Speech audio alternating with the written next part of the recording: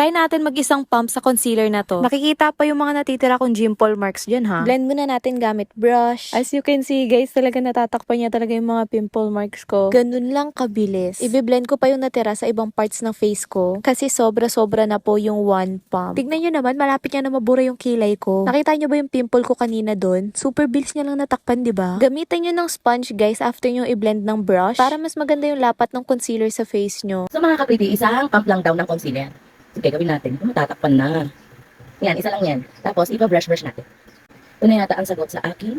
Pinapangarap na matakpan ang jumpa. Dito daw sa noo. Dito sa noo marami dito. Maraming jutas dito. Ay! Buong mukha na inano niya dito sa isang pump lang. Kalat natin. Pati dito sa face. Nilagyan niya rin. Matakpan naman talaga ang kanyang sumpa. Pero sa akin, parang hindi. Bakit hindi umaano? Bakit nakikita pa rin yung mga butas? Ay, ano ba? Kailangan ba ipasok? Ipasok? Ay, kailangan pala talaga ipapasok mo sa butas.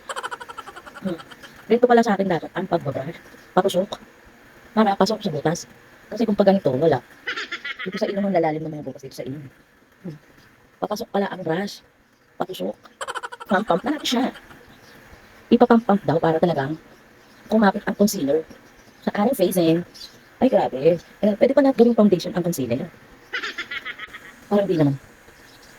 Parang konti lang naman ang pinagpati. Gawin natin, dalawa. Dagdagan natin. Pwede naman siguro dagdagan. Dito lang, hindi naman. Saka dito, sa pisngi. Pwede naman siguro dagdagan. Ayun. Wala! Kuminis! Ang galing naman. Hindi natin dito. Mas grabe yung pala ang ukat dito. Hindi ito malab. Ito pala dito. Dito basic ukat lang ito. Ito grabe yung ukat nito. Naku, nanunusaw na yung concealer. Ano pa yun? Di pa rin kumikilis. O sige. Hindi na lang ito malab. Ano ba yun? Wala pa rin solution dito sa mukha ko.